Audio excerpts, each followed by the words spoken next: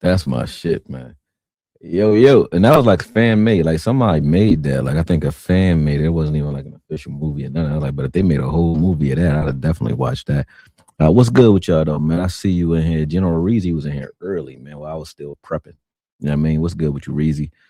Dan Can Tech, what's good? Alpha Mason up in here. What's up? Cut by Jones. You must be a barber. What's up, Jones?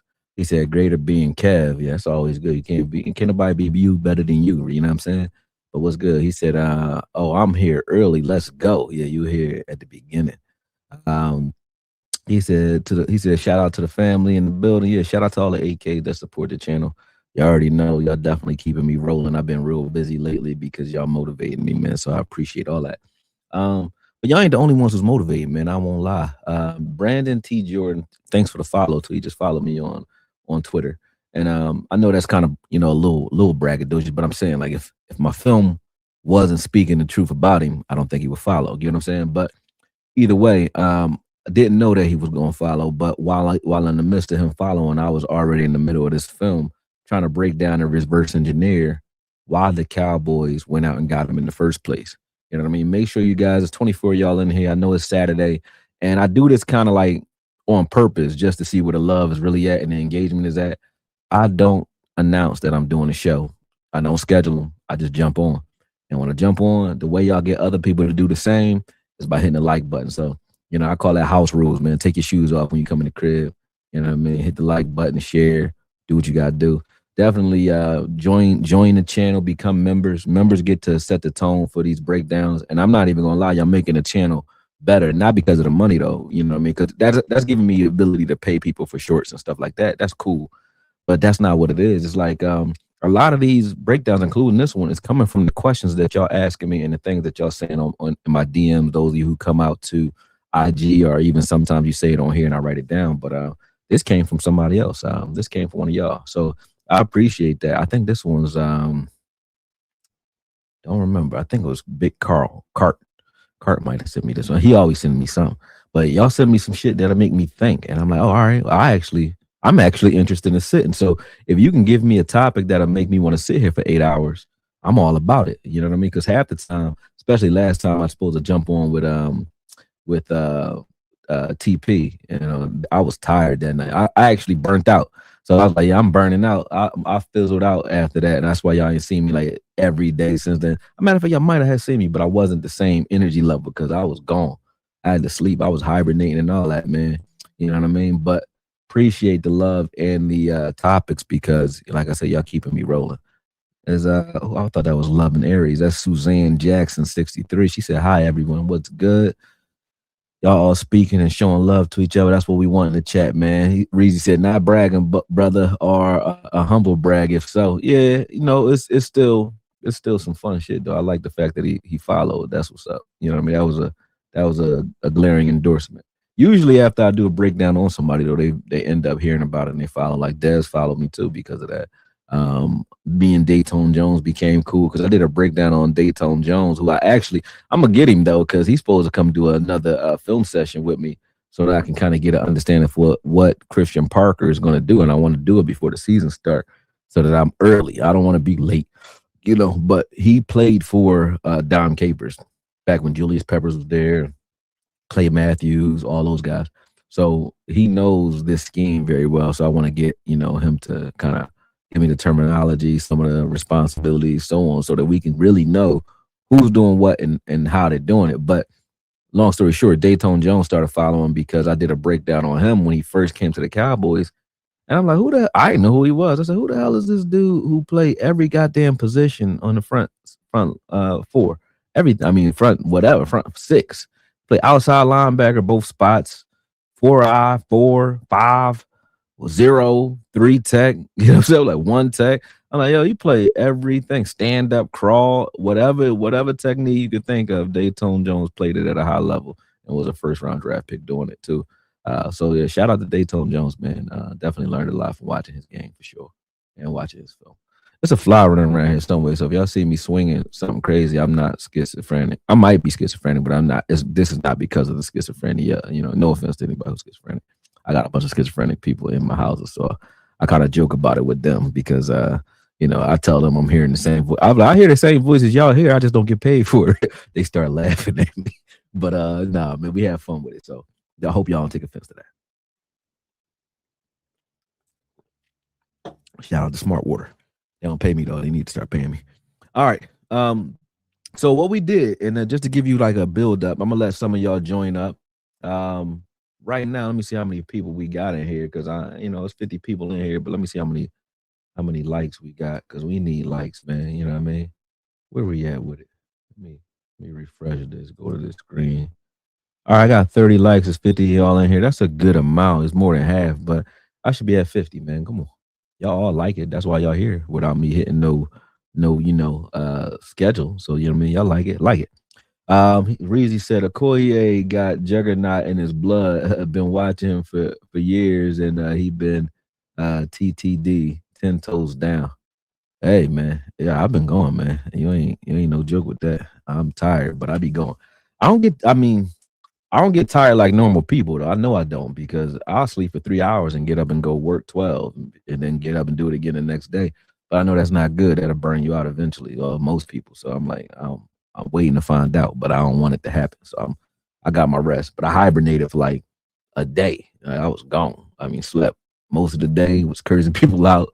Yeah, I mean, I'm in the doghouse because I was, fussing at people because I was asleep. You know what I mean? When I'm asleep, I'm in like no man's land. But yeah, it is what it is, though. Truth. But basically, to get you to this point of the video, what I did, and it's a treat for me because I had to sit down. I wanted to see like what is Brandon T. Jordan, and we're gonna keep going. But I thought the first litmus test would be how did he do against this line? Because we got an offensive line that if you try to run at them head up, and just play them strength on strength, they're pretty physical. They can deal with that. You have to have some sort of moves. You have to set them up, and it's hard to make them look bad. Now, stunts is different. Like everybody can stunt and get you off balance, but when you're getting guys off balance just one on one, that's a lot harder to do, especially with the caliber of guys that we have. I think the Cowboys looked at this matchup and was like, we have linemen that can match up one on one, and the ones who can't, like a Steele who has some trouble, we can help him. Our Guyton, we'll help him. But in between the tackles, these guys should be able to match up. Even what's his name? Number 67. You know what I'm talking about. Starts with H. What the hell is his last name? I always do that, man. I mess up names so bad. That's because I look at numbers all day. But even him, the one who's backup center. What's his name? Come on, man. What's this kid's name? Hutchinson? No, not Hutchinson. Somebody tell me his name. What's number 67 name? Come on, man. He's not here anymore, I don't think. But they even thought that he could match up one-on-one. Tyler Smith, though, and Booker were in this game matched up one-on-one against Denver, like Zach Allen and Roach and those guys. And they definitely held their own. That's for sure. So I just want you guys to get a look at what we have in store for us. That's from one end of it. But we also were talking about on Sky, shout out to Skywalker Still. We were talking about on his show, Hoffman, that's his name, Huffman. There you go. But shout out to you, Brock Hoffman. I got hair in my throat too. But we were on Still's show earlier this week. It was a good little matchup for Around the Nation, and we were talking about how this offense can evolve. And this game is a good game to watch to get an understanding for what the Cowboys need to do better because the first 3 or 4 drives were stalled by penalties and bad play calls, right? And when I say penalties, we would have penalties when we get into the red zone and it would back us up, and then we would, get off balance. And then play calling, we did a good job when we were dealing with teams that can't really bully us up front of bullying them and doing what we wanted to do. So the play calling didn't really stand out as much because if you go into a spread look and Dak completes the pass for a touchdown, you're like, all right, well, it worked. So why are we talking about it? But the idea of marrying the run to the pass has been talked about, right? And in big situations, I think Schottenheimer got away from it due to urgency, maybe anxiety. I don't know. But we'll have a run. I'll give you an example. And let's say 2nd and goal. You run the ball, you get to the 0-yard line. The next play, you should be hurrying up and running it again. You got Javante. That's like having beast mode. Run the ball. We come out in a spread look on 3rd and 1, throw the ball, incomplete pass. Right? Okay. Then we spread again, throw the ball, incomplete pass. Pass interference though. Then we go back to a tight formation and run the ball, touchdown. And I'm like, well, what the hell? Why are we doing all that? Just get straight to it. So definitely play selection is something that we can do to evolve this offense. You're also going to see blue showcased in this a little bit. And I think that's the other thing that really would have helped is having a back that can change the pace. So I don't think it has to be blue because I don't really like blue right now. I'm not feeling them because I want somebody that's dedicated to football. I don't want any more guys that don't. I don't care how good you are. If you're not dedicated to this game, get off the team. I really feel that way at this point because it's not that hard to get tuned into the game. And I'm not being hard on him because Schottenheimer was talking about the fact that he was in town. He asked him to come to dinner. He blew it off. He said, I guess he had something more important to do. And that means he didn't even know what he did. He just didn't come, which is even crazier. So it's like he's still just as immature as he was last season. So it doesn't have to be blue. Maybe Davis, maybe we draft somebody, maybe the kid Israel Anaconda, whatever his name is, can do the job. Shout out to the AKs that's joining up, that's just jumping on. It's 75 of y'all in here. Make sure y'all pay y'all house dues when y'all get in here by hitting that like button as soon as you come in the door. Don't hesitate, don't wait, because that's what we work for. So make sure you hit it.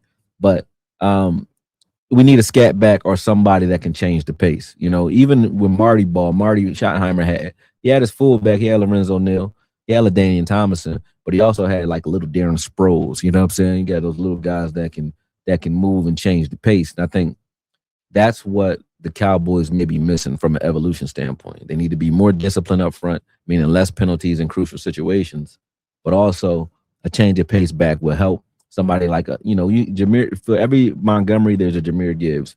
For every Tiki Barber, there's a Brandon Jacobs. You know what I'm saying? You know, you had Deuce McAllister and was it Deuce McAllister and Reggie Bush, or it was Deuce McAllister and somebody else? Well, it was a two. It was a two-headed horse. There was Marion Barber and Julius Jones, I think his name was. You know what I mean? We had our own 1-2 punch here too. But you need those types of combinations. You know what I mean? Because that helps you when the defense gets used to what Javonte is doing. You'll see it on the film. It shows. You know, Singleton already kind of had Javonte Williams' rhythm and cadence down, and he kind of can keep footing with him. You can see the difference in the twitchiness of Blue that kind of threw him off, even threw the whole team off. So having a guy that can come in and change the pace is going to be important for this offense. And then also beyond that, like I said, penalties in crucial situations are going to be a problem. We have to clean that up to evolve this offense and start making better decisions. That's Schottenheimer, though. Make better decisions in those crucial situations. I'm going to get to the chat in a minute. Make sure you guys are hitting that like button because I'm jumping into the film first before I hit the chat. This one, like I said, is going to be a treat. Hold up. We're going to stop it right here. I got 50 likes. I had 50 likes when I started. It's 80 of y'all in here. Make sure y'all hitting the like button. I'm not putting the film on until you do. It seems like I got to do that, you know what I mean? Because y'all be playing. I've been at 51 now and 82 viewers. There's about 30 of y'all, 31 of y'all that need to hit the like button. And I mean, I'll take half and then I'll jump. So let's go. Get me in the 60s or 70s and let's roll. That's all I'm asking for. I ain't even said nothing about memberships today or none of that. Y'all been doing a good job with the memberships too. Everybody who joins up, realize that when you become a member, it's not just becoming a member just for the fuck of it, excuse my French, but you also utilize it. Like, you can tell me what breakdowns you want to see, and I've been keeping my word. This came from a member. Today's show came from a member. So I'm going to continue to do that. So make sure if you want to be heard, especially in the chats or, when it comes to suggestions and so on, support the channel because this channel going to support y'all. And like I told you, when I put this film up, I don't get anything for it. So you might see advertisements on it. Those advertising dollars for these videos go to the NFL. They don't go to me because as soon as this video comes down, they're going to say ineligible for monetization, and the NFL is going to claim rights to the licensing of this content.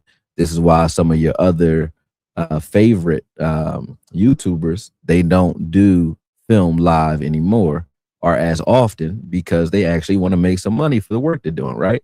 So and that's why I disappear sometimes because this is the only thing I'm interested in. I'm not interested in just talking. I want to do the film for you guys. But in order to do that, I need members. So make sure you guys are supporting the channel and buying a cup of coffee because the membership only $4 anyway. It's not like I'm asking you for crazy money. You know what I mean? But all right, let me see where we at right now, and then we're gonna jump in. I'm at 61. It's 87 of y'all in here. Like I said, those other ones, just like I said, find your thumb and then find the like button, hit it, and we rolling. We had 61 and 87. You know what I mean? 62. Come on, y'all trickling in like slow Wi-Fi. Let's go. Let's do it. 62. Come on, man. It's 87 of y'all in here. Hit the like button. That's the only thing I'm waiting for, and then we hitting the film. So those 20. I mean, come on. Let me see what y'all saying in the chat while we wait for that. Said, damn, sucks. Blues not mature enough to be serious yet. Yeah, if your coach asks you to meet him for dinner while he's in town, he was in Austin to meet with you, and you blow that off. I mean, maybe he was at a bar mitzvah. Who knows? I don't know what he was doing, but he should have been there, in my opinion. That's just how I feel. I was told he was like that at University of Texas. Yeah, I'm told that too. So like I don't feel it. I don't feel it. You can get up out of here. You don't want to be here. I mean, what you want us to do with you, buddy? You know what I mean? You don't want to be here bad enough to really rock and roll and move on. And I'm cool with that. All right, we cool. All right, we are going to jump in now. Make sure the moderators, make sure you guys keep these guys not just hitting the join button, but also hitting the like button when they come in. And I'm going to be on a whole nother screen, so I'm not going to be able to see what y'all talking about or what y'all doing. So just give me a second, and we rolling. Let me see. All right. Boom. All right, I'm going to get this out of here. Bam. All right, I know y'all can see it. He said, I'm in the Austin area cuts, but I wouldn't doubt it. Dude's different around here. My mom lived down there too. My mom got a house in Austin. So she a teacher down there somewhere. I found out what school. I mean, y'all can say something to her. Say, hey, Miss Okoye when y'all see her. Rolls. All right, hold on. Let me go to this other screen. I ain't gonna see what y'all talking about.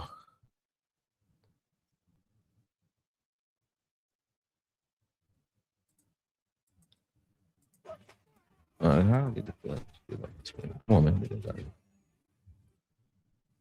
that out of here. Boom. There we go. Get out of here. All right. Load this up if I can. All right, as big as it go. Cool. What you see right off the bat is like the unison. So pay attention to 93 and 98. So the 1 and the 4 tech right here to you in the middle of the screen, right? Soon as we start this play, you'll see like they're slanting to the left, but just this how smooth everybody moves. You know what I mean?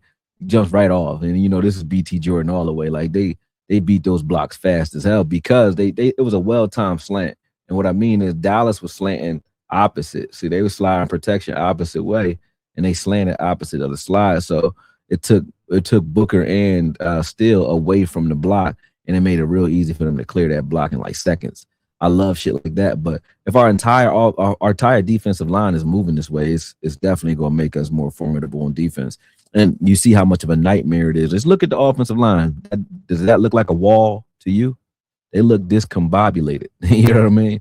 And that's the confusion. That's not just Brandon T. Jordan. That's also the scheme. But remember, this scheme is like 2 years removed or a year and a half removed from Marcus Dixon as well. So it's a similar scheme that he runs. So he left it here and moved on to Minnesota, but similar scheme.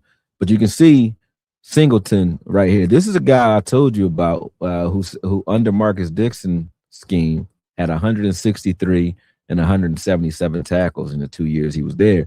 And this is why I say in this scheme, a sideline to sideline linebacker is important because they got to be able to, not only, get downhill, which is good, but cover in space. Like they got to be able to get into space like Singleton does here. And if you can simply do that, you're not going to have to shed as many blocks, but you can simply do that. You can be good in this game, because those guys up front, as you can see here, they're going to keep those guys clean. Everybody's just shooting gaps. Now, there is a combo block happening on both of those double teams, but you can see 40 Straynad is getting down into that gap. Now, Steele is going to release from Allen, right? And you can see that because of GP pushing Hufanga into Tyler Smith and those guys can't get free.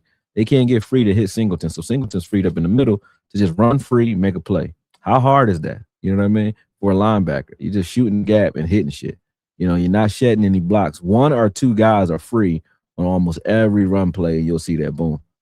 So here, Booker's going to climb to Singleton. Watch this play. And this is what Dallas Cowboys started doing to try to mitigate what these guys were doing up front because they're very hard to beat running right at them. You have to use misdirection, and you're going to see how much misdirection was required just for one running play. Like that jet motion, watch this. So after Book climbs, so Book is climbing to try to reach the mic, right? And this motion here is holding Hufanga. So this is going to freeze Hufanga because he has outside, not outside contain. That's Bonito, but he still has to scrape and chase this if it happens to get handed off or thrown outside. He has pass responsibilities and edge responsibilities as well. Then you see Strainad, now he's following that sweep coming back the other way, just in case Dak does something with the ball there. So you can see how it plays out. Booker climbs, you know what I mean? GP, because Hufanga was frozen off of CD Lamb, GP was able to get to him. And then Strainad was just moved by his eyes because of Florineg coming across the line of scrimmage. And now that opens up a gap for Javonte. That's all scheme right there. So that's, Clayton Adams and, Schottenheimer making it easy for this offensive line because just straight up running at these guys' power does not work. It doesn't work. Even here, you can see they're using misdirection. So that play action spread those guys out. It took care of everybody on the left side of the defense.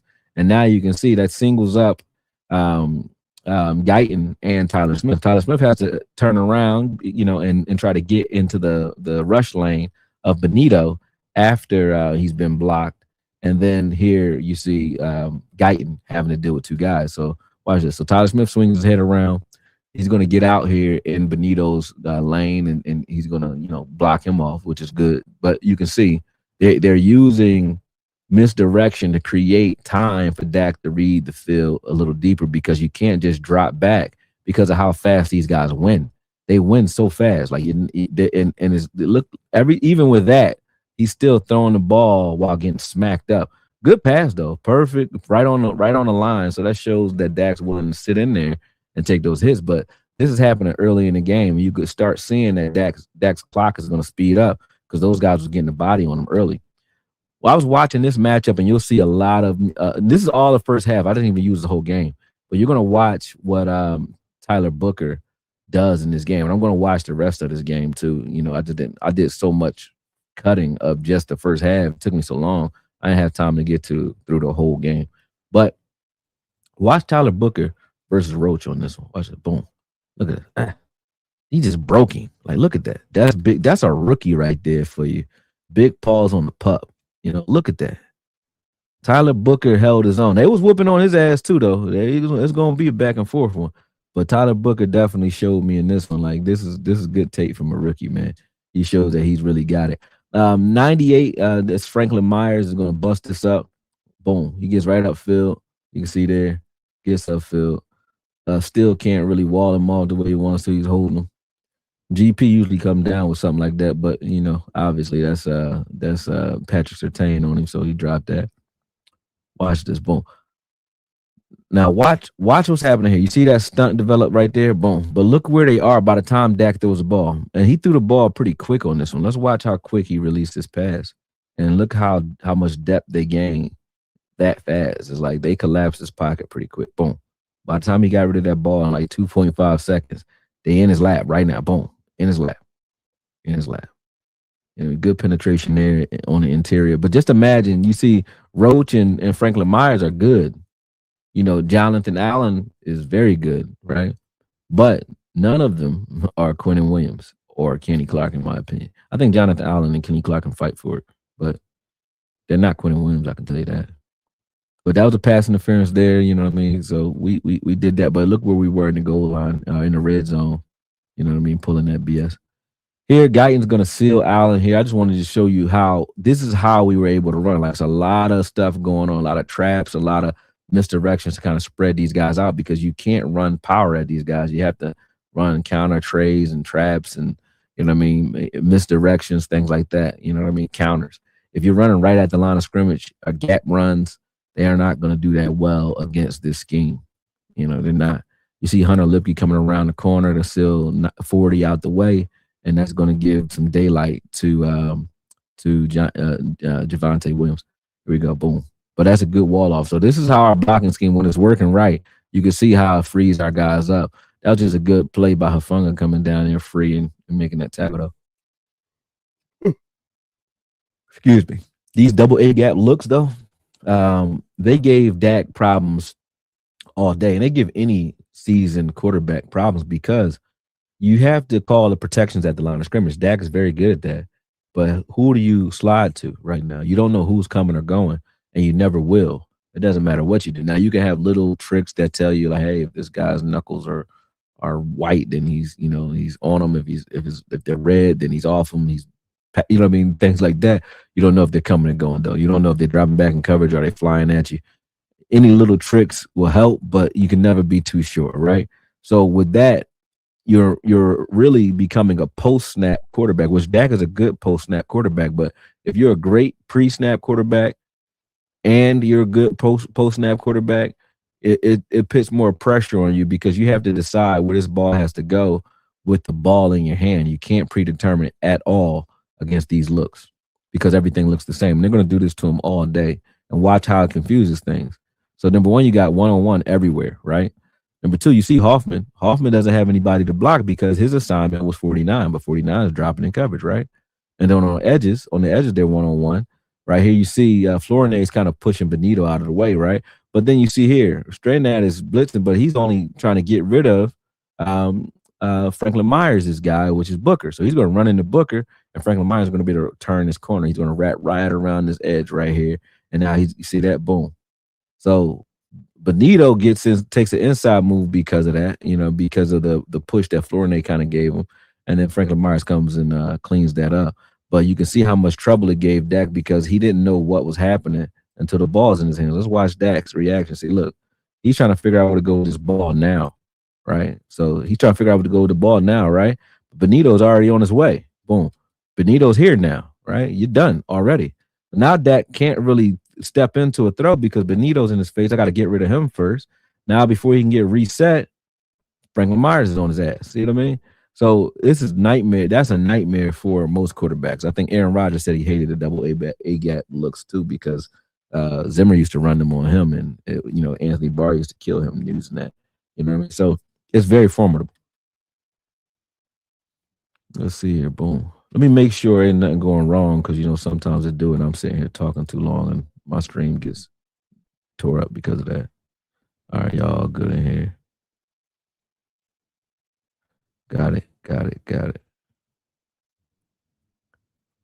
Got it. All right. Cool. All right, y'all cool. I'm coming back in. All right. Next play. It's another running play. Let's see what happens here. Now look at Hunter. Hunter's trying to get in there, right? Hunter Lipke's trying to get a body on Singleton, right? But watch this. 93 holds that double team up so well, trips Hunter Lipke right there, and then Singleton can get underneath this and shoot in there for a tackle. Still hasn't been blocked. You know what I'm saying? Nobody's climbing to the second level against these guys. Here's that double A gap look again. Right here it comes. Boom. They bail out right before the snap. They're going to start timing Dak's stump. That stump right there, they're going to start timing that. But look at Cooper. Now, this is where I say BT Jordan is earning his money. You can clearly see, like, people were saying, well, I don't know if it translates. I think Micah Parsons said something like that, like those moves when he's talking about bend. He said, the bend doesn't translate to actual games. I said, I'm going to show you where it translates because I can see it. But watch this. Watch this setup. Boom. Sets him up with his feet. Soon as he plants his foot outside, he's already done. And y'all hate still, but this is pretty damn hard to block. Like, you're not blocking that because he drew the punch out. And as soon as he drew this punch out, just watch the setup. So this is the setup here. He's waiting. He's basically making him plant his foot outside and using his versatility or his agility against still, right? But first I need him to plant with me. If he plants with you, you already know you got him because he can't. There's no way he's going to get lateral as fast as you are, especially because you know what's coming first. Boom. So now he's going to draw this punch out as he's coming back across Steele's face. He's going to draw those hands. See that? Now Steele threw his punch as anticipated, but he's already across him. He's already anticipating that punch and he's already countered that with a club, right? It's over already, and Steele was overextended. That wasn't bad from Steele. That was great from Cooper, and that's just great coaching from these guys. Like, you see, that could have been a pick six too, but that's just good coaching, man. Good coaching. Now, this is where I said the change of pace back is going to be important. Let's watch how Blue looks versus what Javante looked like. He's hitting the gap so fast. Denver doesn't really have any time to really do anything. Blue could have had, some success had he been focused. He could have had success because he was having some success early in this game. Watch this matchup. This is Allen versus Tyler Booker. Now that's a good little club swim move right there, but Booker recovered after the fact. Let's watch still. He's drawn. Now this is where I say this is bend right here. I'm gonna show you where bend actually translates in a real game. So here, Still's punching. He drew that punch out with that leap, whoever 52 is, right? And I don't know who he is, but this is a great move. But this shows that I don't know who 52 is at all. But this shows that BT Jordan's coaching translates all up and down the depth chart. Watch this, boom, because it's a great move, right? So once he draws that punch out, he bends. But the only reason he's bending, he's planting his foot so he can slide that inside foot around the corner. He needs that foot around the corner facing the quarterback, right? So now he turns the corner with that foot. Once that foot plants, let's watch it. Boom. Once it plants, I got the edge. Now I just need to bend and rip. He's already bent. That's the bend right there, right? And then he's gonna rip with his momentum. Boom. It's over. Now still holds a little bit right there. He don't get called for it, but he's already over. It's over. That's it. You're done. You know what I'm saying? You're done. Now he recovered by choking the shit out of him, and the ball was completed. But you can see the effort there. You can see that if we were just playing head up, it's a problem. These guys, somebody was winning on almost every snap, and we have a pretty good offensive line. Boom. So this is where once again, when I say change of pace, back helps you. See, Javante would have just took his head and just jammed it right up in there. Blue cuts this back, and he has different vision than Javante. So watch this. Boom. That last cut right there on Riley Moss, bam, right there. He could have had like maybe 5-6 more yards, maybe, but that you could see the writings on the wall. Like if we have two backs that run a little bit differently, we could be even more dangerous than we were last year. I like this shot here. I only put it in because I thought it was a great shot that we took. I mean, CD obviously need to put his feet in. I think keep his feet in, but I also think that these types of throws, these 50-50 jump balls, I think you throw those to GP more than CD. CD's a guy you just keep getting him the ball, shallow or posts and things like that. Just get the ball in his hands, let him be dangerous. But I like GP's high point game better than the CD's at this point. All right, here we go. So here's a counter. That's why I say counters work on this defense, right? But watch this. Watch the speed difference. This is why I say a linebacker that we need in the draft is one that can get sideline to sideline because guess the only plays that make this scheme look like it struggles is when you get out on the edges or you get speed on the outside. Boom. Look at Singleton. Singleton's pretty fast too. Blue has just a different gear. Couldn't get to him. And he didn't do anything wrong. He did everything right and still just couldn't keep up with him. That was beautiful. Let me watch that again because this is what the Cowboys could definitely improve from. So running back, extra running back, I know people were talking about Jeremiah Love, but whoever you get, even if you just use Anaconda, I wanted Anaconda from Pitt when we were, drafted. Now we got him now. Like I think we could use him. I don't think he's injured or nothing. So let's see what he got. Hopefully, there's nothing wrong. He's not like a fumble prone or nothing like that. I don't know why he's here, but I would like to use him. Let's watch this matchup again. This is Booker. So he's going to start off with a double team, but just watch how he finishes this guy. This is 97. I think that's Roach again that he's going to finish. Watch it. Boom. Just watch how he finishes. He took him like 7 yards into the backfield. I mean, not into the backfield, but 7 yards upfield. Crazy. You're going to beat this guy up too. Let me see what happens on this one. But this was a war, man. Booker being a rookie, that was brilliant. Like he came back over to help Hoffman and KO'd this dude. Boom. There you go, Booker. Dak's able to complete that pass. Every time you see us win in the trenches, is somehow Dak wins in the air. You get what I'm saying? I wonder why. You know what I mean? But when we don't, Dak sometimes he's iffy when we don't. You know what I mean? It's hit or miss because he doesn't have the time. Let's watch this. Boom. All right, he's just right in there. It looked like he beat Hoffman's the one's getting a lot of help here and still because you see that Hoffman got beat, but Hunter Lipke came across, and those who say they don't like Lipke, they don't give Lipke his credit. Like Lipke do all the little secretive dirty work because blocking a one tech as a fullback running into him full speed like that, you could see how much damage that collision even did to Lipke. But he sprung Javante. He gave him enough room for a touchdown on that one. That was beautiful. Oh, and here's the other thing that can make us more effective. I forgot to mention. Dak uses legs strategically. Him using his legs a little bit more like this definitely will extend some drives. I don't want him taking damage either. I don't want him trying to like lower his shoulder like he used to do. None of that. Just treat yourself like Peyton Manning with the broken neck. You know what I mean? Run and sit your ass down somewhere. But Dak definitely need to do more of it. You can see here, Booker loses this rep.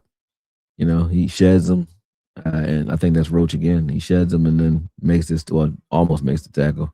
Javante don't wind up going down because he doesn't do that sort of thing. He don't like laying down for nobody. But that was a good play. Let's watch Benito here, and this is something that I like about the 3-4. Even though that wasn't a 3-4 front, that was more of a nickel front. But you see how he just peels off into the quick passing lanes. You're going to see defensive ends in the passing lanes a lot. So these outside linebackers for the Cowboys now have to get into those throwing lanes like that, especially when we're blitzing on the interior. And Dak never knows when those things are going to happen. So that makes it very difficult. It makes you hesitant, when it comes to just getting the ball out as fast as you possibly can. Watch this club here, boom, by Franklin Myers. Beats Booker, but Booker still is able to protect Dak by, kind of, olaying him or wielding him outside. But you can see he lost that rep, though. You know what I mean? And watch these two guys on this side. I think this is Allen and Benito. Watch this. So Benito here gets thrown. This is a good rep by Guyton, but I don't want Guyton throwing guys at Dak's legs. Let's not do that. But he did. Don't throw guys to the ground. Just block them. You know what I mean? I don't like when you slam guys. But watch Allen. Allen whooped the shit out of who did he just beat the shit out of? Let me see. Watch Allen again. So Allen's beating the shit out of Hoffman. He crosses Allen crosses Tyler Smith's face, passes him to Hoffman, and then Allen beat the shit out of Hoffman with this club. But look how he sets this up with his feet. Let's watch Allen again. See Allen right there, boom. He acts like he's stepping inside, and he just gets Hoffman to step inside. Once Hoffman steps inside, he already clubbed. He's clubbed already. It's club, swim, over. Club, swim, over. It's nothing you can do but hold from there. Nothing you can do but hold. That's it. So just your feet alone. It's not just your hand fighting. Your hand fighting is set up from the angles you create with your feet. And the entire Denver defense up front knew how to do this. This is man that throws interceptions ill advised. They're playing cover two man, cover two man under, right? So two high man under, right here, boom. So Barron is in the middle covering the tight end, covering Ferguson. Dak throws his ball because he doesn't have time because Benito's in his face. And it's an interception because it was, like I said, ill-advised throw. Nobody was open. Dak got to do better. Here we go. Double E gap pressure again. Let's watch how frustrating it is for Dak. Most quarterbacks have problems with this, except for, I don't think there was a quarterback that I can remember that didn't have any trouble with it, except for maybe Peyton Manning, who used to sometimes like force you to show your hand with certain motions. But you see here, they're dropping back, and those two linebackers that are dropping back, and the outside linebackers dropping back. So the four that come is that you got three linemen and a safety blitzing. The other three are dropping back into this cover. I think it's cover three, but you can see Hoffman and Booker don't really have anything to do initially. So that creates that pinch with Roach. Roach, his outside release or just crossing the face of Tyler Smith freed up Hufanga to you only have to deal with Javonte Williams one-on-one. And that's what created the pressure. That's what created the pressure. But Dak, does a good job of avoiding it, gets on the field, gets another first down. But there's always a free runner in this scheme. Always. Always. And that's what I like about it. You always have someone running free. You know what I mean? And these guys up front are so big, they're able to win anyway. But they're always somebody running free. There's that double A gap again. You see that? They're right across the line of scrimmage. So Denver knows his identity and it doesn't back up off of it. And them doing that frees up guys all day. Now Dak does a good job of recognizing this here because they run these double slants. So CD's running a slant right off the hip of Ferguson right here, right? So when CD does that, let me show you. Let me show y'all. I'm trying to show y'all what I'm talking about. All right, let's see. Stickers.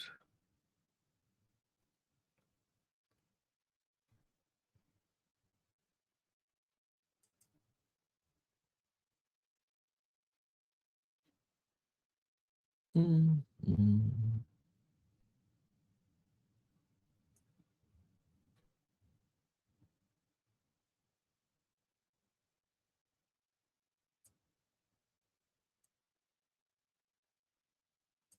It's more like a dig, but I'm gonna still turn it into a slant some kind of way.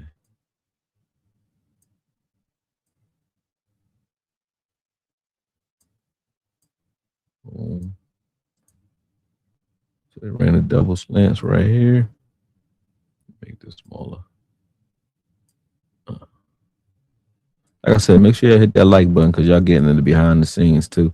And this is for everybody else. Like I don't even show other content creators how I do what I do. I'm kind of showing my hand here, but they can't really duplicate me anyway because they don't think like I think. But still, they're doing it. But you see here, right? Check it out. So they run those double slants there, and Dak knows that up front because he's like, look, if Benito is dropping back, which he is, Benito drops back and Cooper this time, right? And then they brought a corner off the edge, right? So you never know who's coming. So you have to be, it's like playing hot potatoes or musical chairs or I don't know, but it's or what do you call it? Mole. What's that game where you hit the mole, whack a mole? You know what I mean? You don't know where the mole jumping up at. It's like that. But you see, Benito's not a cover guy, so him covering, him pushing Ferguson over to this next guy. So now if Ferguson's running the drag, that's what Cooper's there on the opposite side for. Benito's not going to follow him. Benito's job is to jump back into the throwing lane where CD is, but Dak recognizes it that quick. He's already ready to let the ball go. Boom, gets the ball to CD and gets knocked down. But that's why Dak's clock is sped up. Look, he always has somebody on him. He has to recognize fast. So look, he sees that Benito is on Ferguson and then quickly gets up off that. Boom, sees CD, let the ball go very quick. This is good by Dak. Like Dak played at a still pretty good level, but he needed some help in this game. Like the scheme had to help him because these double E gap looks they were killing them. And you can't have any penalties. You can't get behind the sticks against this scheme because it's a smothering defense. Like once you start making mistakes, it compounds real fast. It's compound interest. There goes that double E gap look again. Again, look. This time they only bring four, right? But you don't know until the ball is snapped. And even with that four, it's still one-on-ones because look, Hoffman and who's that? Is that Javante in the middle? That looks like Javante stepped up there. Let me see. Yeah, that's Javante. But look how close Javante is to the line of scrimmage, too. You know they're not running, but Javante knows if he stands back here against this double A gap look, he has to kind of meet Singleton if Singleton blitzes. He would have to meet him right here in the gap. So instead of having him start back here with Dak, it already adjusted their play call because now he has to stand up near the line of scrimmage. And you can see the tight end even standing inside where Benito is rushing because they're trying to chip both those guys to kind of help Dak out. You see that? So boom. So now you got max protect. But look, max protect for four guys. So that means your two guys that can go out and help you in the passes. The passing lanes are trying to help you block because they don't know who is coming.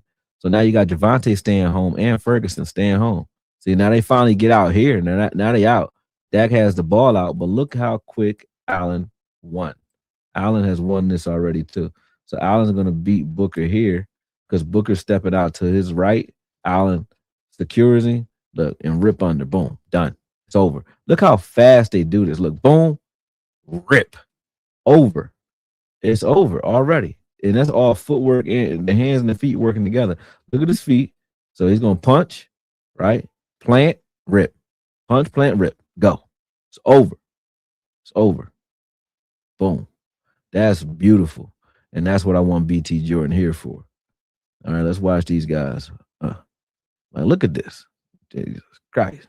So Steele's going to peel off and try to get to Singleton, right? Well, as soon as he peels off for Singleton, now it's one-on-one with Booker and Roach. Booker don't like Roach. Roach must have been talking about his mom or something. Let's watch this again. Like Booker kept doing this he did this to him like 3-4 times in the game. No, 3-4 times in the first half. He probably did it again in the second half. I wasn't watching. I gotta watch the second half. Watch this. Boom. He's just gonna take him. Look how far he's taking him back, just choking him up. And this is a 320-pound guy. Like it's not like he's choking up a guy that's like 280, 290, and that's even hard to do. But he just drove him into no man's land. That's the type of finishes I want from my rookie, man. That was beautiful. You see here, boom. Spread look, they're blitzing. This time they're bringing almost everybody. So they brought 7. and only 4 went out. But CD recognizes it, hits this little arrow route. Dak sees it too, throws this ball. CD catches it with one hand right on the goal line. Boom.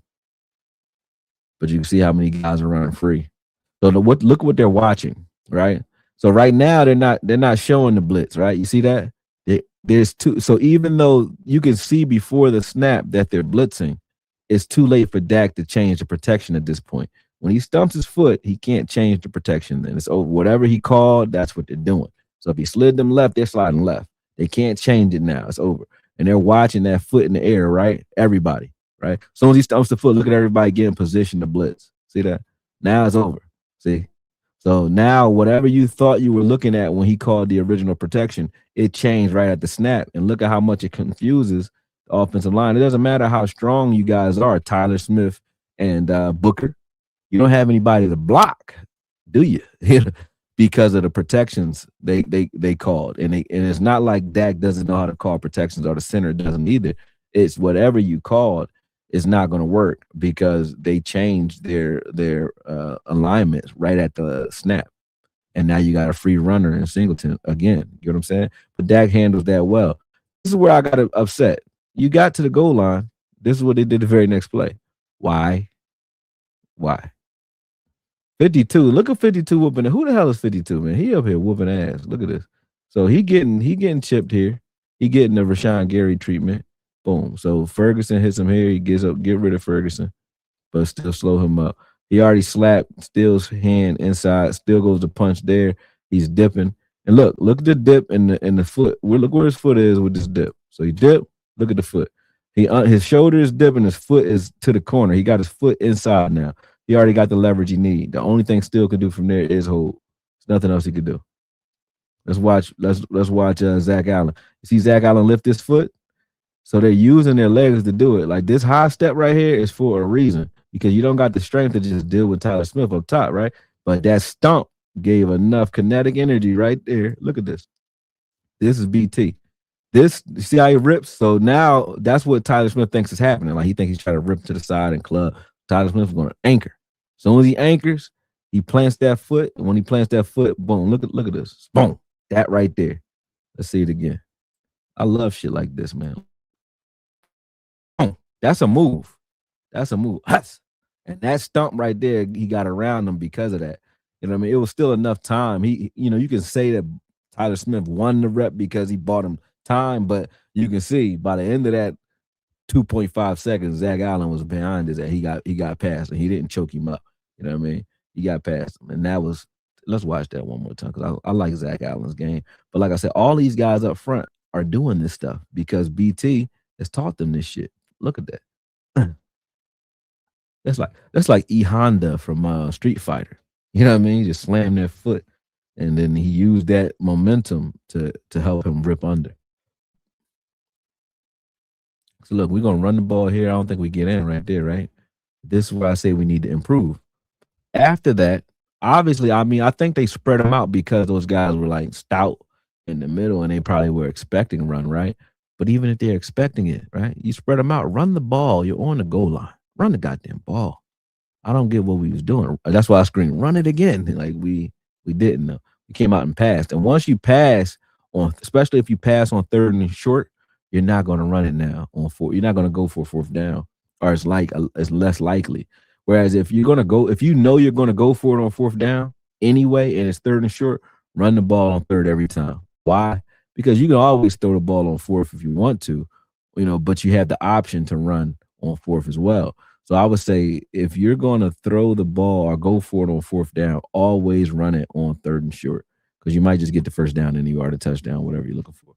I didn't like this call. I didn't like what they did. Let's see what happens. Boom. Blitz here. CD gets interfered with. So they interfered with him. But just look at this. Boom. Late blitz. Funga gets in there. Look at this pickup by Javonte. Watch number 9. Watch Javonte Williams meet him in the hole. Boom. Knocked him out the screen. I like Javonte's game, man. See, now they come to their senses, and then this time they're going to run. But you have to, like I said, be intentional. If you saw the Eagles on the goal line, they're not spreading it out and doing shit. Eagles on the goal line, you know what you're about to get. Tush push, right? We need an identity when we get down here. You got to know like we're going to impose our will on you at this place in this position because this is what we do. So if we get in certain spots, we got to just win this. And we have been doing well in this game in the trenches. Like when you watch what Booker is doing to these guys and how like watch these guys in the middle, all of them, they're gonna fold all them up. You know what I mean? And pack him up. Watch this. Packed his ass up. Boom. Booker packed his ass up. You know what I mean? Tyler Smith packed his ass up. And then Hunter Lipke just led him into the end zone. And that's the end of that one. That's the end of the first half film. But listen, y'all, the way this team is put together, I don't think there's a lot of improvements to be had offensively. The things that we saw in this game, like I said, Dak using his feet a little more effectively, I think helps you, I guess, extend drives, right? And then you have the need for a scat back or a back that's a change of pace from Javonte. Javonte definitely needs the help. I like Hunter Lipke getting the ball more, but he's still more of a thumper. So he's a guy that, you bring in to help with short yardage situations and the pass game as well. And he's a good pass blocker and run blocker. So he's not a change of pace back, but a change of pace back would be, and neither is Martha. Martha runs with power just like Javonte. So they're not change of pace guys. The change of pace would be guys like Blue who can come in and add a different element. Like I said, play calling definitely in key situations needs to change. Those things need to improve. But you can see what BT's effect was on Denver in their line. You can see how many guys were giving even Booker problems. They targeted Booker in this game because he's the rookie. You notice they're not trying to run that type shit on Tyler Smith. Tyler Smith is generally they stay away from him. Even when they line up on him, they cross his face. They try to attack Hoffman or Booker. They're not really attacking his gap. They don't attack Tyler Smith that much at all in this game, or at least not in the first half. Shout out to Empress Okoye, to my mom's. Yeah, man, she down there somewhere. I gotta come down there and see her. I haven't seen her since she moved to Austin. She was in Fort Hood and Coppers Cove, but she just moved to Austin like 6 months. I haven't been down there to see her. I've seen her up here. I'm in San Antonio with friends. I see you here in San Antonio. He said 6 degrees, 6 degrees be closer than people realize. Oh yeah. My mama here. What they say? My mama there, Papa there, everybody there, man. You know what I mean? Yeah, hit that like, folks. Let me see where y'all at with likes, because y'all be doing me dirty. I'm gonna stop saying that. Y'all don't be doing me dirty. Oh, y'all did good. Y'all got 108 likes. I only got 90-something people on here. I got more likes than I got people. I hope Okoye get BT for an interview. That would be fire. I know that he works with Rashawn Gary, and I know Rashawn Gary's folks, so I can try to get them to get me a audience with him. I think that would be good for him too. It's like, he does get interviews and get some airtime, but I know that in the Cowboy Nation anyway, me and him together, that would definitely blow up. That would be something to talk about, because I want to pick his brain and get to his Okoye, man. Because like I said, I respect his path. I respect the way he came. So I would be all about that. Yeah, if I get an interview with BT, that would be game changing. Matter of fact, you're gonna see what I'm saying? My members be helping me out, because now I'm gonna make that phone call and try to make that happen before the season start or before we get too busy in training camp. That would be a good idea. He said, I like Booker and believe he's going to be a perennial, all pro. He came in like a grown man. He did. Yeah, he's strong. He just got to get it together between his ears, because, obviously certain things you haven't seen at the pro level. Y'all agreeing on Booker. You're behind. Yeah. Brett Pittman. Just start this over. You're going to like it, Brett. I appreciate you joining up too. Make sure you become a member and hit that. Anybody who hasn't hit the notification button, even if you have, hit it and then turn it back on right now, because a lot of y'all keep telling me you're not getting the notifications. I think it's because Google and YouTube's algorithms, they update. And when they update, they probably don't bring into account that you guys already want to see this. Plus, you've hit the notification button on plenty of things since you've hit mine. So it's not fresh in the algorithm's mind. Like, this is at the top of the list of things that you want to see, so you got to let it be known by doing that. What's up, Okoye and Cowboy family? What's up, Johnny Duncan? 4695. What's good?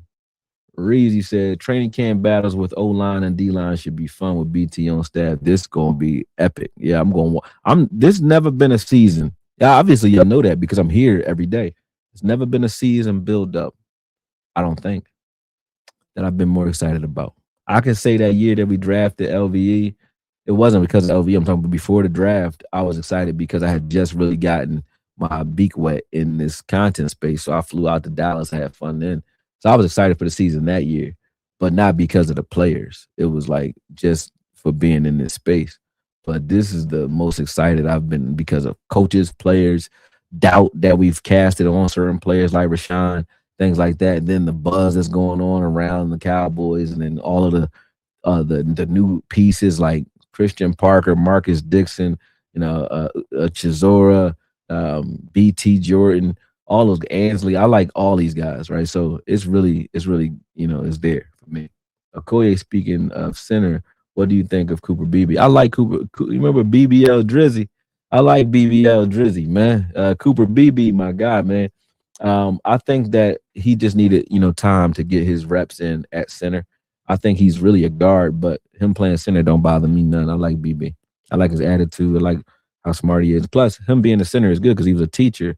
So having a guy that has that type of IQ that can get out there and kind of like guide those guys and that's up front is good for me. I like it.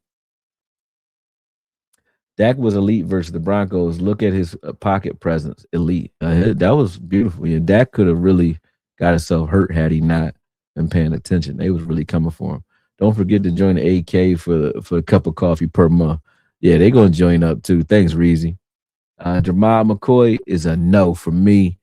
That's not about his talent though, so don't get it twisted. When I say Jamal McCoy, no, I know he's gonna go somewhere else. You're gonna be like, I told you, Okoye. It don't matter. I don't. Even if he does, like I hope he does, go somewhere and play very well this season. I don't want it to be here because the off chance that he's not ready, I don't want to deal with having to need another top quality corner to replace him, and I don't want to wait. So I'm done with the drafting guys just because of their name and their ability. But we look at this. We drafted Jabril Cox. I love this coverage coming out of college. They didn't value him at all. They didn't develop him or use him. Bullshit. You bring Marquise Bell in here, right? Don't really use him as safety. You put him in linebacker. Bullshit. You bring Mozzie Smith in here, try to turn him into a 3-tech.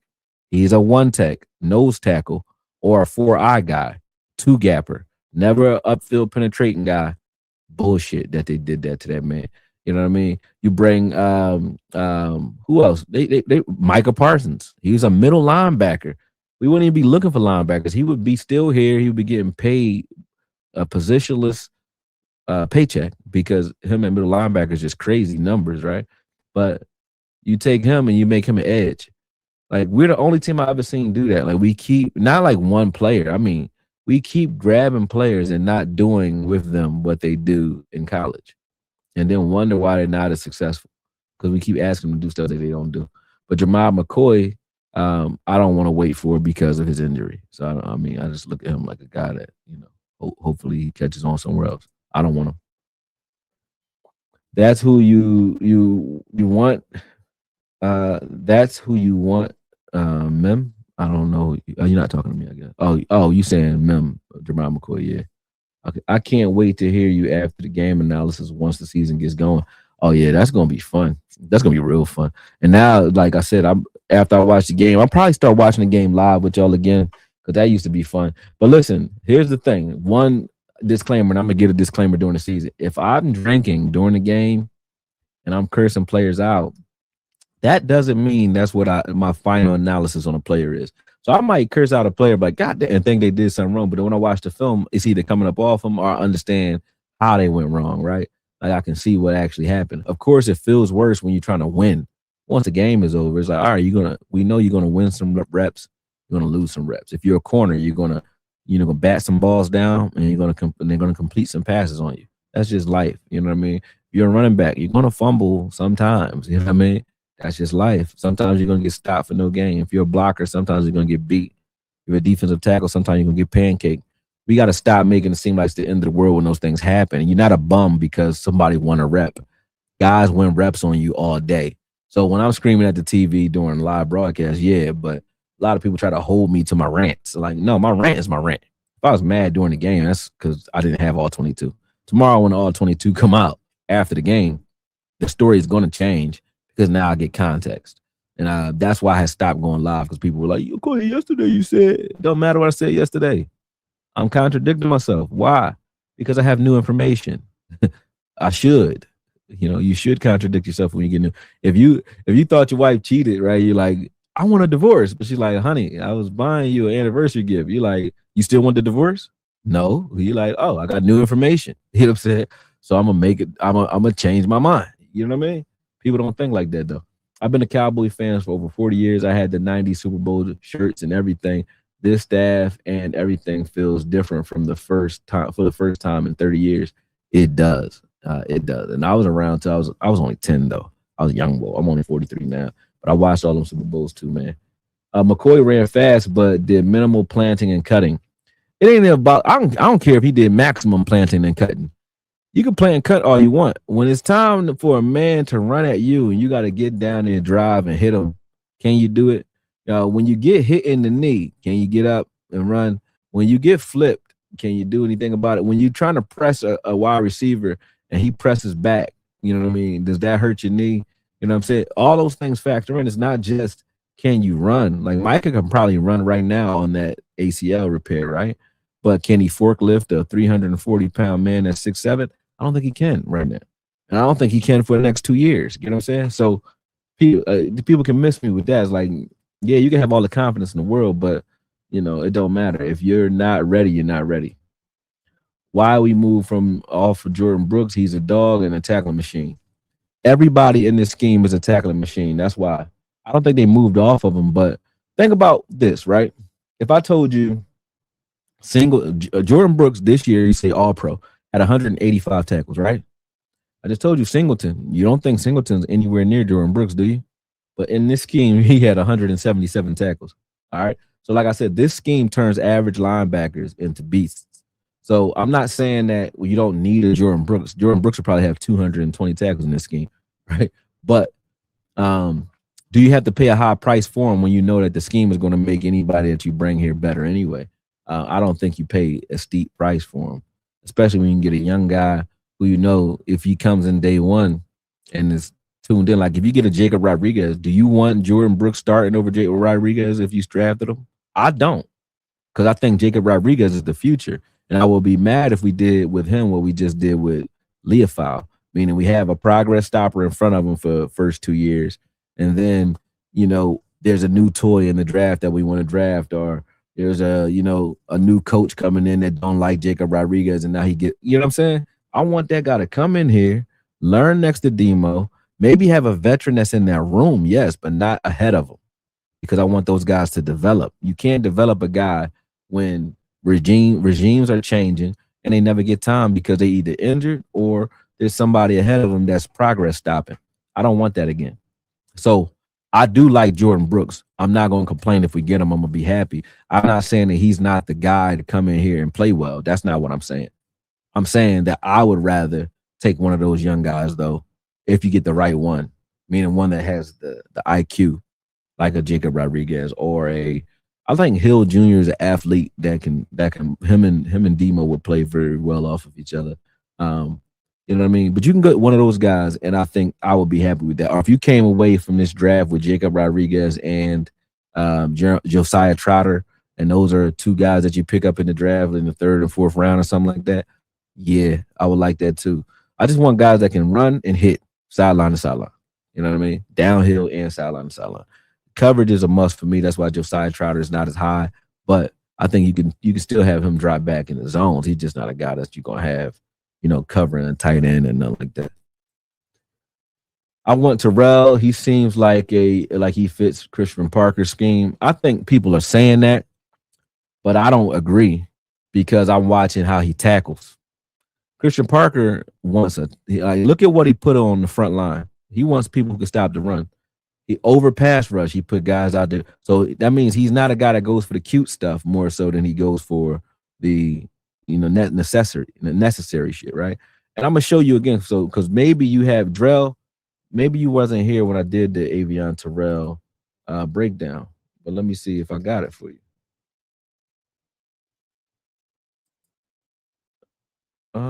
That's a picture.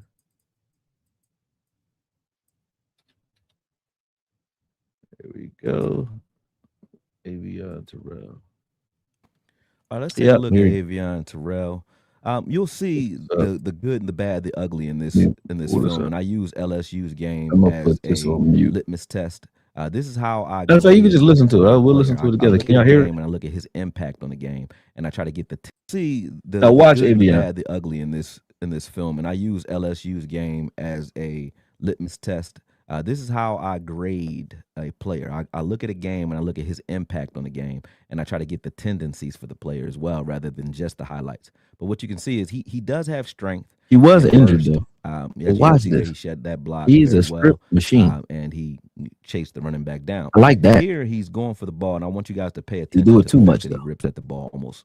I think in every tackle attempt, he ripped at the ball. I don't think I've ever seen anybody rip at the ball as much as Avion Terrell. I haven't. I don't. As a fact, I haven't seen it. I don't think I've ever seen it. I like how Morris Leofau does punch at the ball all the time, but never this much. You know what I mean? You see here pre-snap, they're in a man alignment, so it looks like man coverage. But post snap, they're going to roll into cover two here, and this play is going to result in a forced fumble for Avion Terrell. He's going to drive on this ball and again rip at the ball. He always attacks the football, which I do love about him. You will see what the bad about this is, and I would think the good and the bad are similar. You know, because the good is he's a twitchy guy that can cover. That's a ball hawk. Puts himself in good position to make plays, whether it be forced fumbles or interceptions. He's always going for it, and he will be a guy that gets you a lot of turnovers at the NFL level. I do believe that. I think that he's a smart player, has good hips here, as you can see. He gets turned inside and then flips those hips, gets back outside on that post pattern, and drives on the football. So he's always in good position to I make like a his play. coverage This ability would have in been an ball. Huh? interception if it hung in the air just a little bit longer. Take And a you can see lot of he's a risks guy though. that's going He's to a get you gambler, like turnovers Michael early, Jordan right? gambler.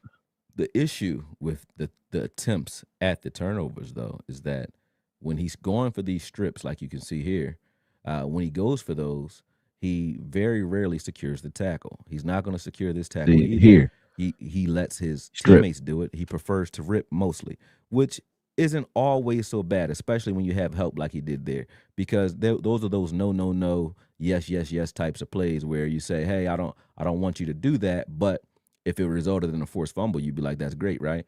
The issue though, and if I had to say something was ugly about him, it would be the fact that he's not very physical and doesn't seem to want any smoke when it comes to certain runners. Like if a running back, tight end, or any of those guys are coming, he's getting out the way, and he'd rather just kind of put his hand in there for the ball.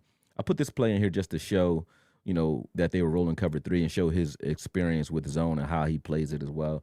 He's a very smart zone defender, along with the fact that he's a twitchy man guy as well.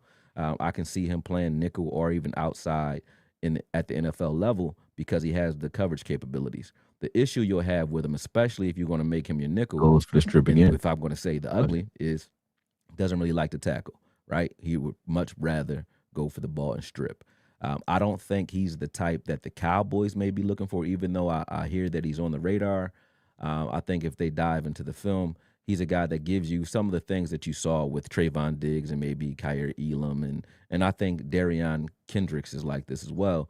These guys tend to duck smoke, and I think that the Look at that. Cowboys fan base has had enough of that, style of play.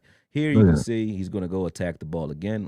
Like I said, here These it's are not so big bad. He plays has because other these will be players big plays converging at on the the next ball. level But yeah, because as you can see, once he he's rips not at going that, for the if tackle. that He's player always that's going for the strip. inside Now he misses has this help, tackle, you're giving but up 10, every 15 time more he touches yards. a guy, I look Giving at up a at guy and least say, look, five when you more touch because a he's guy, not going does for he the stop tackle. But where I you very hit him? rarely saw him Never try to happens stop the with ball. He doesn't Terrell. do that. He attacks the Whenever he ball. hits He rips something, at the ball, they get but he five, doesn't try to six more stop the yards ball. because Even he's not here, trying to and tackle you. Look this at is where this. it can hurt you Now at the this can NFL lead to a level. touchdown if you do Here, this in he the is the NFL. last line of You're not defense, gonna have the and help to instead chase of these guys stopping the down. ball, he You gotta elects to rip tackle at the these guys. And ball. he hasn't And as showed I me that he said, wants these to are do that. no, no, Watch. no, yes, yes, yes type of plays where the coach is saying, don't do Boom. that. Look at But that. if he were Look to how far they run actually together. Now he be could have stripped him successful out. I'm here like, at damn, that's dope. stripping He this stripped him, ball, but you would say this is one he of the goes best for that plays well in college too football in often. I don't know if 2025, it's right? because he So, was hurt or what, but he it's did like not want you to got to go to take the it with a grain ground of salt. with a But I guy. would He just would just ask reach in him there and try to and try grab to the ball train from him you to over and do over and this over when again. I'm he like, secures okay, the you're tackle. doing that all So day. You're secure gonna the get a ball lot of with your forced fumbles. secure He the tackle will with your force some offhand, interceptions and too. then rip with the other hand. He doesn't do that. He'll attack the ball. You can even see here on this crossing route, he drives on it. There's a reception, but watch when they make this catch. Watch what he does. His offhand right here. This is what we want him doing. Secure with your inside hand, and then rip with the other. He's going to punch at this ball right there. Boom. And he's always doing that. You can see even when he gets scored on in a second, he's doing that. So my assessment of him is a guy who's definitely, as I said, if C ball, rip ball was a person, it'd be Avion Terrell. He's definitely a ball hawk. He's always going for the ball. I do love that about him. He's going to be a guy that's going to get you a lot of interceptions at the NFL level. Al Harris in Chicago would love this guy because he's definitely a guy that's going to take risk and get at that ball. You can see here they just barely complete this pass. It's going to take the receiver out of bounds, though, so they're not going to get credit for it. But, great coverage there by him and T.J. Parker. I like that concept there. But you can also see he ducks smoke, right? He doesn't stick his head in here and make this tackle. I don't know if it's because he's like, hey, He got this is his a ass right draft out of season, there. draft year for me, and I I'm don't not like getting seeing that. graded on Like, how well I either tackle, I guess. hit something or I get don't off know my what field. that's about, but he does this a lot. He will ole on a lot of tackles. I like to see him drive at the top of this route, but still good coverage and good open field tackle when he has to. He gets boxed out here by the bigger receiver. So this is why I say he's more of a nickel and not an outside guy, because you'll see this a lot on fade routes versus GP and He's even CD. They looking will at the get him ball with right these there. all Look, day. But rip, again, you can see still still ripping at the ripping. ball though. So I he like it will here. force a lot of incompletions doing this. So again, he's a guy that you can score on. I don't It's think there's not one impossible to tackle that score I on him. see He him will make give up a except for that lot of last yards open and big field plays due tackle to his where lack he's not of ripping at the ball. But you want see how to every when it comes to time stopping the it's ball. coming his He way, will you give up getting extra more yardage yards and a because he's lot of not yak tackling and you. yards after See? contact Boom. If this because was in he the would middle of the rather rip field, for the ball this almost every this is a time, even touchdown, when or it's he's at not least getting as 6 or 7 more yards advantageous because to he's do not so. tackling the So guy. He's just it's punching a at it's the a ball. gift and a curse type of player for me, where he will give you interceptions and get you a lot.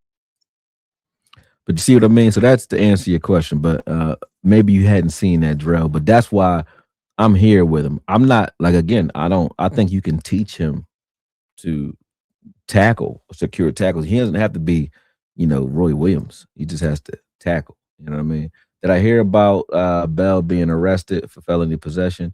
Yep. I don't know what he had though. I don't know if it was weed or not, but I heard about him being arrested. But he wasn't. That just gets him off the team because he wasn't going to start. So that's a problem for you, Bell. I know we won't do it, but if we get the tight end from Oregon, we're offensively unstoppable. Oh yeah, boy, like a run like a 4-3. This staff is much improved. Big season coming with a couple more moves. I'd really be confident. I'd be really confident. Two first and a total 8. Yeah, I believe we're going to be a playoff team. I believe you too, fanatic. I'm excited too. I can't wait to see the coaching staff. What the coaching staff has planned. I said Byron Jones. What about Byron Jones? Played him at safety. Oh yeah, exactly. They always playing somebody in the wrong position, man. He said for real fanatic. The one thing I see, the one thing I side eye McCoy on prioritizing athletic profiles instead of drafting guys that do what we need. Yeah, I mean exactly. I don't like it because I don't think he's gonna be as athletic this year. It's human nature to contradict ourselves. Yeah, you're gonna. I mean, nobody believes. Do you believe what you believed when you were 7? When I was 7, I thought Santa Claus was real and that he hated me because I wasn't getting the shit I wanted for Christmas. Like, that boy don't like me. Then I realized, well, he might not be real. My mom might not like me. Then I was like, hold up. And then I got older. It's like, well, he ain't real, and my mom probably like me. She just might be broke. You know what I'm saying? You never know. So those progressions, the obviously contradict the other. So you contradict yourself every year, every day. You know what I mean? You learn new information, you move on. What team has DTs like us that is running the 3-4 like us? I don't think none. Seattle has DTs like us, but they don't run 3-4 that often.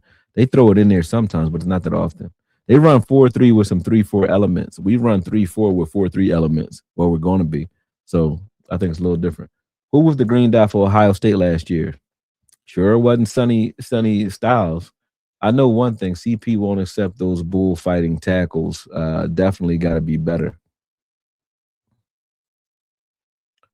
I don't think we moved off Jordan Brooks. I just think that if we don't get a linebacker at the top of the draft, then we get Brooks after the draft.